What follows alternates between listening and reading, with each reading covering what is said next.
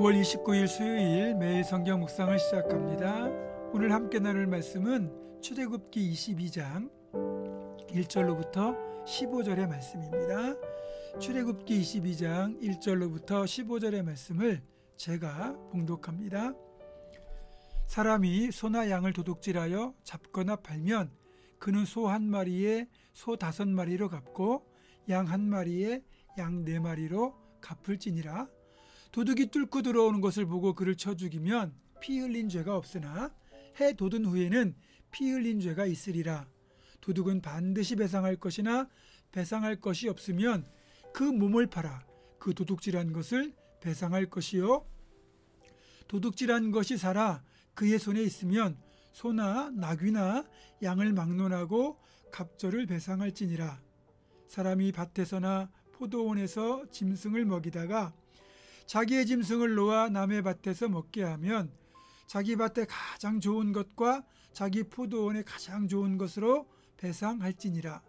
불이 나서 가시나무에 댕겨 낫갈이나 거두지 못한 곡식이나 밭을 태우면 불러온 자가 반드시 배상할지니라.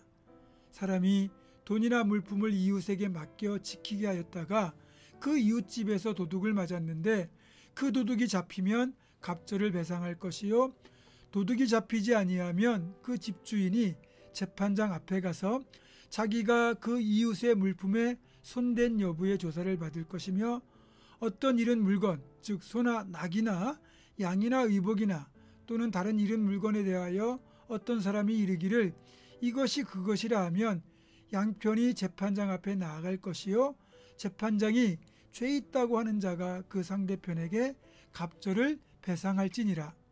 사람이 낙이나 소나 양이나 다른 짐승을 이웃에게 맡겨 지키게 하였다가 죽거나 상하거나 끌려가도 본 사람이 없으면 두 사람 사이에 맡은 자가 이웃의 것에 손을 대지 아니하였다고 여호와께 맹세할 것이요, 그 임자는 그대로 믿을 것이며 그 사람은 배상하지 아니하려니와 만일 자기에게서 도둑 맞았으면 그 임자에게 배상할 것이며 만일 찢겼으면 그것을 가져다가 증언할 것이요, 그 찢긴 것에 대하여 배상하지 아니할지니라. 만일 이웃에게 빌려온 것이 그 임자가 함께 있지 아니할 때에 상하거나 죽으면 반드시 배상하려니와 그 임자가 그것과 함께 있었으면 배상하지 아니할지니라.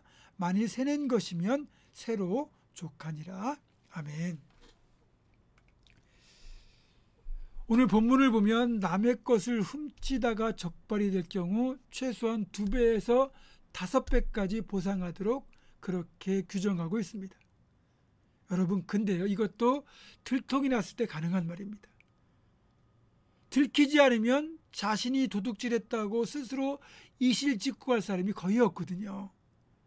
예나 지금이나 죄를 짓다가 들켜야 범죄가 됩니다. 그래서 실제로는 죄를 짓고도 들키지 않았기 때문에 뻔뻔하게 얼굴을 들고 활보하고 다니면서 범죄를 통해 얻은 이익을 누리며 살고 있는 것이 솔직한 현실이기도 합니다. 그리고 요즘은 범죄를 저지르고도 잘못을 뉘우치는 대신에 변호사를 사서 자신의 형량과 벌금을 낮추는 사람들이 많죠. 이건 권력과 재력을 갖춘 사람일수록 더욱 그럽니다. 참 불공평한 세상이죠. 그런데요, 절도라는 것을 남의 집에 들어가서 물건을 훔치거나 강도짓을 해서 남의 것을 강탈한 것만 절도나 강도라고 생각하면 안 됩니다. 물건을 훔치지 않아도 부정한 방법으로 이득을 취하는 것 역시 절도죄, 또 거짓말로 상대방을 속여 이득을 취하는 것 역시 사기나 절도, 강탈이라고 봐야 됩니다. 또 절도의 동기도 중요합니다. 레미제레벌에 나오는 장발창처럼 먹을 것이 없어서 배고픈 조카에게 빵을 먹이려고 빵을 훔친 것과 일확천금을 누리고 남의 집 담을 넘는 것을 같은 절도라고 볼 수는 없는 거죠. 하나님은 중심을 보시는 분이기 때문에 똑같은 잘못이라도 그 동기와 행위를 다 살펴보신다는 거예요. 그래서 우리 주님은 겉으로 드러나는 것만 범죄가 아니고 행위로 이어지는 것만 범죄라고 하지 않고, 예를 들어 마음의 음욕을 품거나 미움을 품거나 욕심을 품는 것도 똑같은 범죄라고 말씀하셨어요. 그런데 여러분, 도둑질 중에서요, 사람의 마음을 도둑질하는 것도 있다는 걸 아십니까? 다윗의 아들 압살롬의 경우 백성들의 마음을 아버지 다윗에게서 자기에게로 돌리려고 백성들의 마음을 도둑질했다는 사실이 성경에 기록되어 있어요. 사무엘하 15장 6절입니다. 이스라엘 무리 중에 왕께 재판을 청하러 오는 자들마다 압살롬의 행함이 이와 같아서 이스라엘 사람의 마음을 압살롬이 훔치니라. 압살롬이 사용한 방법은 이겁니다. 자신의 억울함을 호소하기 위하여 이제 다윗 왕을 찾아오는 사람들을 성문에서 압살롬이 먼저 만나요. 그러면서 이렇게 말하죠. 다윗 왕은 지금 너무 바빠서 당신과 같은 사람들 만나줄 시간도 없고, 당신 같은 서민들 사정에 관심도 없고 신경 쓸 시간도 없다. 대신에 나에게 사정을 털어놔라. 그럼 내가 최선을 다해 해결해 주겠다. 이러면서 사람들의 마음을 훔쳤거든요. 다른 이들의 환심을 사기 위해 아부하고 또 뭐 없는 말을 지어내거나 또 그 과정에 방해가 되는 사람을 모함하는 그런 행동은 결국 또 하나의 도둑질인 거죠. 정말 누군가를 아끼고 사랑하기 때문에 그 사람에게 잘해주는 것과 자신이 그 사람의 마음을 얻어 이익을 누리고자 하는 그런 동기에서 진정한 마음이 없이 포장된 행동을 하는 건 전혀 다른 거죠. 사람들은 이걸 잘 구별 못하죠. 하지만 우리 하나님은 다 아시죠. 여러분, 진짜 잘못을 했다면 그에 합당한 해결과 해결책을 제시해야 됩니다. 우리가 이런 그 과거의 관행을 보면 대기업 총수들이 뭐 법률 위반이나 이런 걸로 인해 가지고 구속이 되고 재판을 받는 일이 생기면 자신의 뭐 많은 재산을 사회에 환원하겠다고 약속을 해서 처벌을 면하거나 아니면 처벌 자체를 가볍게 만들려고 시도를 많이 했어요.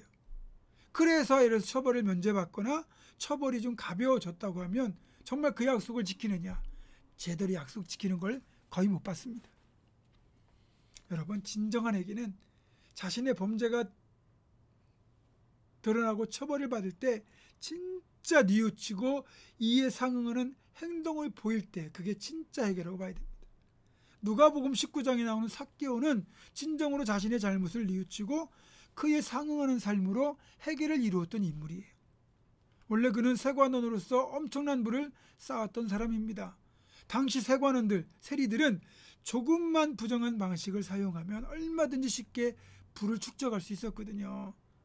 삭개오도 그렇게 부를 축적해서 부자가 되는 데는 성공했는지 모르지만 그의 마음속에 있는 공허함은 그 어떤 것으로도 채울 수가 없었습니다. 그런 삶을 살던 삭개오가 주님을 만난 뒤에 비로소 주님에게 이렇게 선언합니다. 내가 누군가의 것을 부정한 방법으로 취한 것이 있다면 4배로 갚겠습니다. 또 제가 가지고 있는 재산 절반을 가난한 자들에게 내어놓겠습니다. 사실 이 말대로 삭개오가 실천한다면 삭개오는 거지가 되는 겁니다. 그러나 물질을 다 잃더라도 주님을 얻는다면 그건 진정 모든 것을 얻는 유일한 길이라는 것을 삭개오는 깨닫고 실천한 거죠. 우리가 내려놓으면 주님이 채우시고 우리가 움켜쥐면 결국은 사라질 겁니다. 물질보다 주님을 붙드는 우리가 되기를 주님의 이름으로 축원합니다. 기도하겠습니다. 물질에 대한 탐욕 때문에 영원한 하늘나라를 잃어버리고 주님을 포기하는 어리석은 자가 되지 않고 다 잃어버려도 주님을 얻는 것이 진정 모든 것을 얻는 길임을 깨달은 삭개오처럼 우리도 주님만 붙들고 살아가게 하여 주시옵소서.